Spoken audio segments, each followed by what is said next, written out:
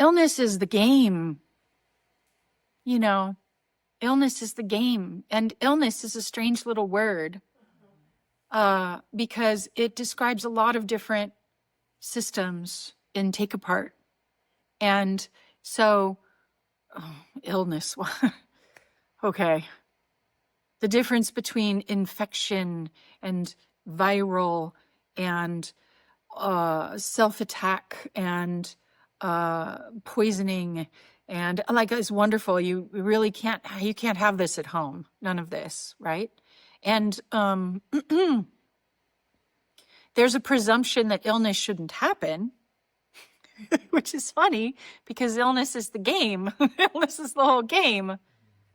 And there are in other places, certainly there's the stopping and the starting or the new cycling a little bit. But this experience of slow degradation is not something we have otherwise. It requires density. So you're participating in the process of illness every day. You're all dying. Every day you're dying. More and more of you is dying. You are ill. Everyone has illness. Everyone is slowly disintegrating into dust. Wonderful. Wonderful. Some people play a game trying to, fight the game. Oh, I know the game is to disintegrate into dust, but I shall be the one who does not. And that is so cute because you came here to disintegrate into dust. What are you doing? It is often felt as an tension or a conflict of being to resist illness or degradation. That's the whole point. You can't degrade at home. You can't degrade at home. You're just constant, boring. You're just constant and full and one with everything. That's why you come here to play the game. So creatures like bees that are certainly of a higher vibration, certainly more, okay. Some creatures are less dense than others. And bees create less density. And so to degrade is not that big a deal. Humans are extremely dense and it's a big deal, It's a big deal to get ill and to die is such a big deal. For the animals, it's sort of less of a big deal because they don't fight it and they're not expecting it not to happen. They don't feel offended by the natural process. It's so cute. It's so cute. Oh. Aw.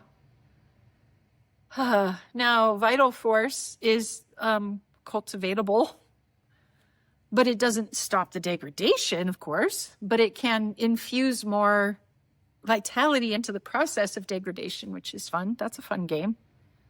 I'm not sure that really answered your curiosity because your curiosity is deep and your role is a balance scientist. So you are constantly finding the next balance point. When you are balancing on one foot, it's not like you just find your balance point and then you're perfectly still. And so finding balance in this world is not about finding the absolute perfect balance and then never changing. It is a constant balance, rebalance, constant balance, rebalance, rebalance, constant. Why? Because there are all these processes and games afoot that you don't control and that will affect your balance in every direction. So we can't teach you the perfect balance point. And there's no one book or scripture or instruction manual that says just eat olives and never eat fish and you will always be in balance. All of those rules are complete silly pants. Instead, it's a constant readjustment. And so what do we teach? We teach you how to readjust. We give you tools to constantly adjust and to use the different forces that are available to you now to adjust and readjust and find balance. And those keep changing as the times cycle through and the new people are born. Yes? What are the rules of the new game? Well, which one? Maybe rules is not the best word. There's been a lot of reference to the world having evolved and we're I see. Game. Yes. And what is the game board? What? Well, we're in a transition phase right now. If you're talking about the broad sweep of the new game that I'm trying to point to, you know, I understanding what I just said about balance being a constant reorganization. That's a game. You know, that game, the stacking Jenga. If you're playing Jenga on a bus, it's a different game. If you're playing Jenga on a boat, it's a different game. If you're playing Jenga outside in the wind, it's a different game. So there's what's the new game, but then recognize that based on everything else that's happening, the rules or the guidelines or the instruction manual will be a little different. So there is no one instruction manual. Here, this will always work. No. But there is, you know, we've tried to describe the new game as a new grid, as a new form of connection, as a new shape of connection. So if you look at the ancient grids that are now revealing in the shapes on the ground and the locations of the pyramids and other points of interest, that as you see them, you recognize, whoa, they reflect the stars, always the stars. They always reflect the stars. Huh. Well, that's a big hint that one of the older games before this game was a game of connectedness between stars and consciousness here, between the above and the below. That's interesting, but gosh, that seems a little limited still. Now, the grid that you're being invited to play on is more like the mycelial web.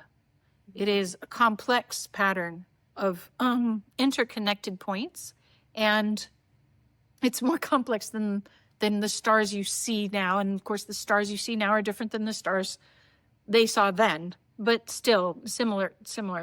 And the mycelial web is much more like the web of nerves in your body.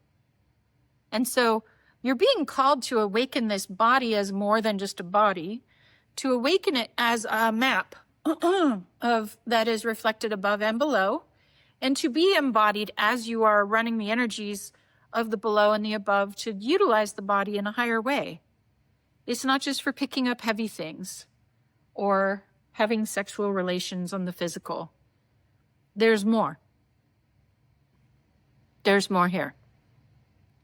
Your nervous system, your emotional system, and your web of interconnected hearts and wombs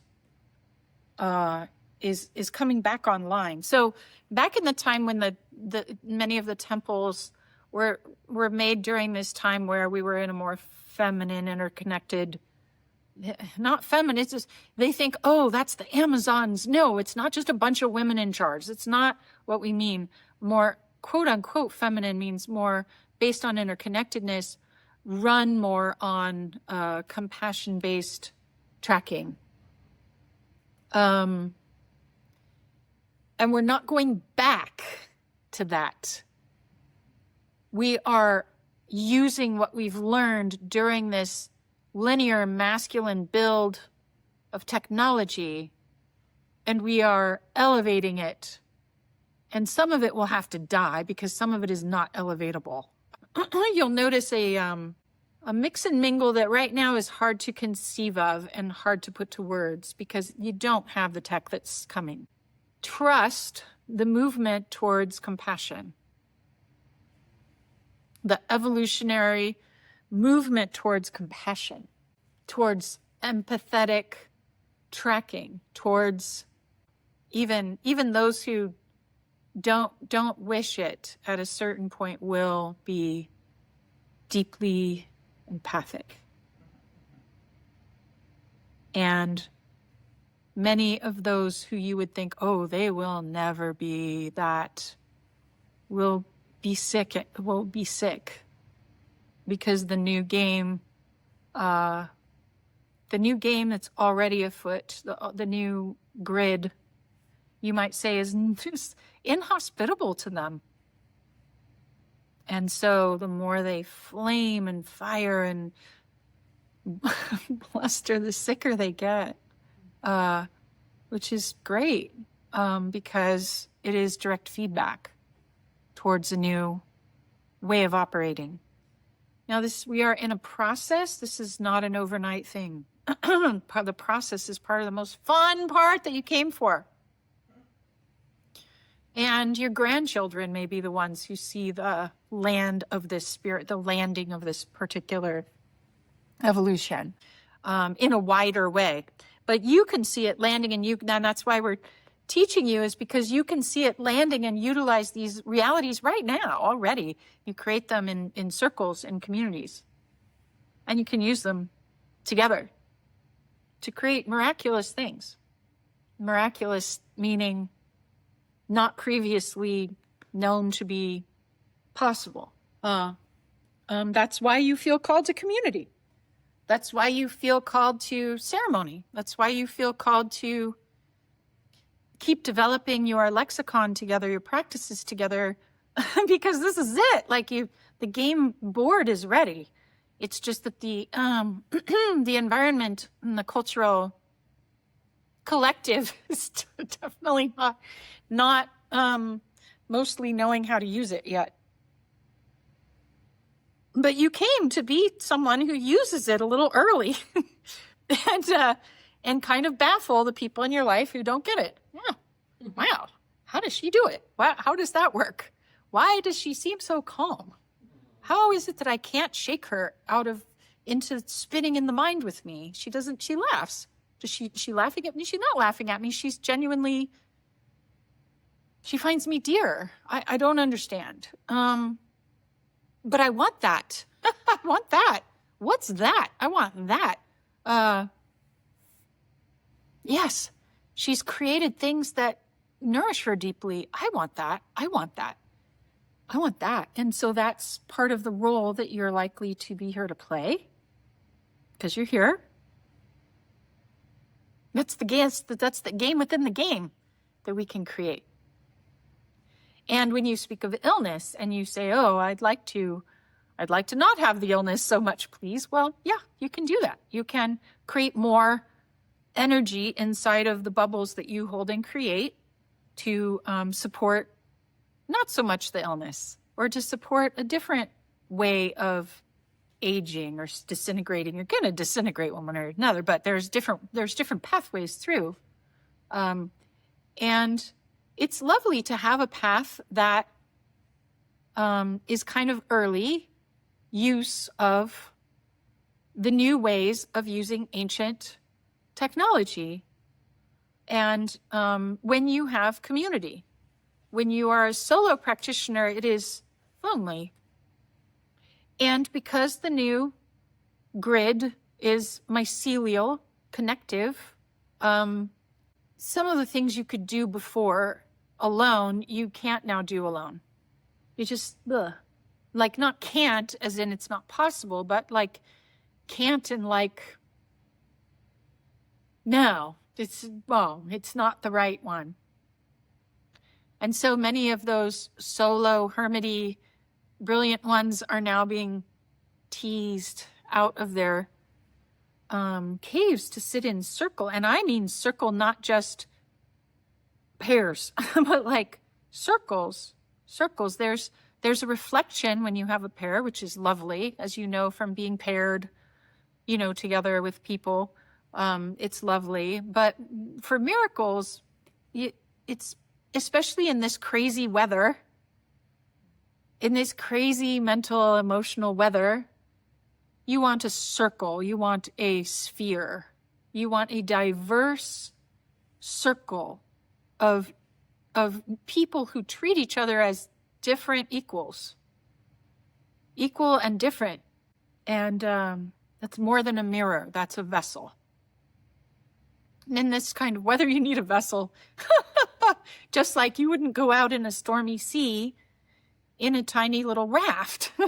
You would get on a boat with a bunch of other folks who know how to sail.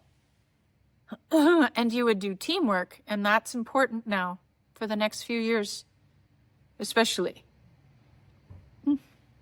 If you want to accelerate and do the magical things, even while other people are playing a different game.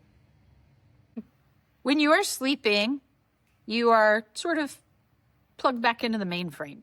And we get to upload and converse and bring some of your data, your findings, your experience up into the wholeness. It helps us strategize. We get to nourish you from your true source. We get to just enjoy each other's company. We get to help your mind expand its own web to hopefully keep up at some level with the planet. There's a lot of things that happen when you're sleeping. Your mind has nothing to do with them. Just please give us enough time. You know, it's nice to have your body in a good, healthy state so that we can get it done, what we want to get done there. And, you know, I'm speaking as if we're two separate things because that's the only way it works to have you understand.